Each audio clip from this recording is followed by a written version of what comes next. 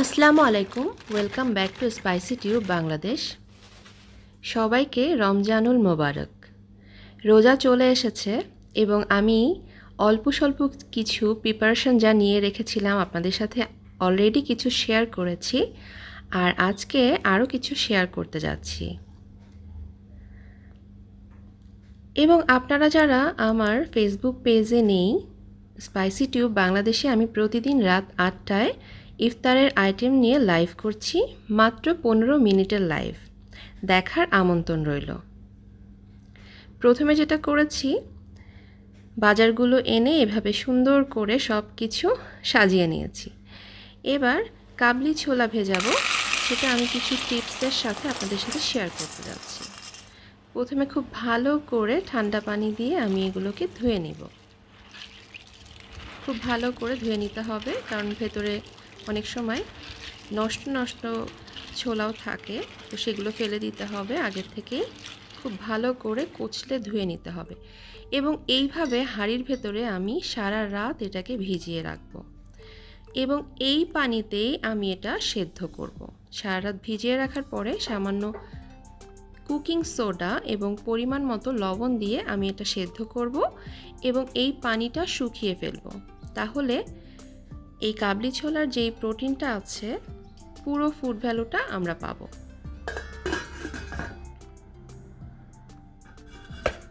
দেখুন, একদম সেদ্ধ করে আমি পানিটা শুকিয়ে নিয়েছি। এই পানিতেই ভেজানো ছিল সারা রাত এবং তারপর এই পানিতেই আমি এটা সেদ্ধ করেছি। এবার ছোট ছোট প্যাকেট করে আমি ডিপ ফ্রিজে রেখে দেব, যখন আমার প্রয়োজন হবে আমি বের করে নেব।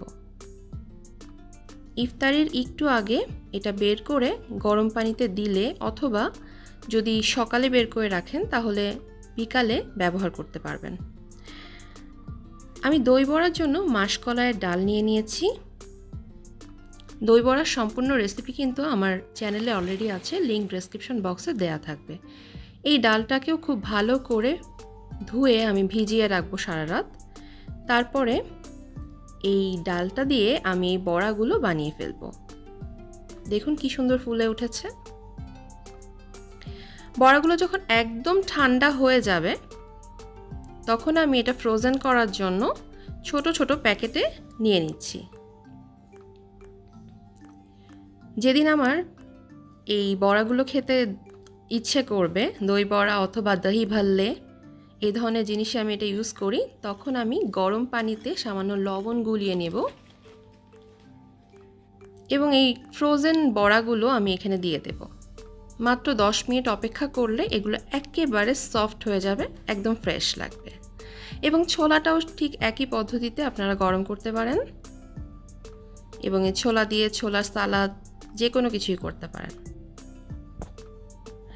এদিকে আমি একটা সস তৈরি করে রাখি সব সময়, যেটা হচ্ছে পুদিনা পাতা এবং কাঁচামরিচের সস।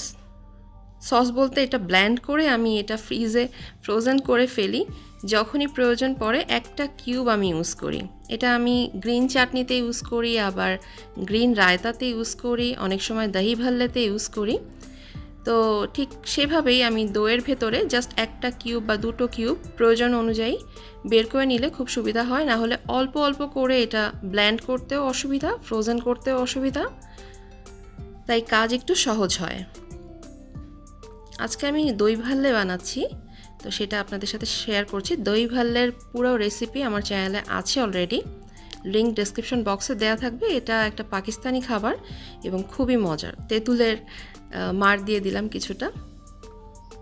এটা যদি একবার খান, যারা একটু টক ঝাল মিষ্টি টেস্ট পছন্দ করেন, তাদের সাথে এটা খুবই সুন্দর যায়। আর এই পুদিনা পাতা দিয়ে এমনিতেই গ্রিন রায়তাটা করা যায়, যেটা আমি অলরেডি শর্টসে শেয়ার করেছি।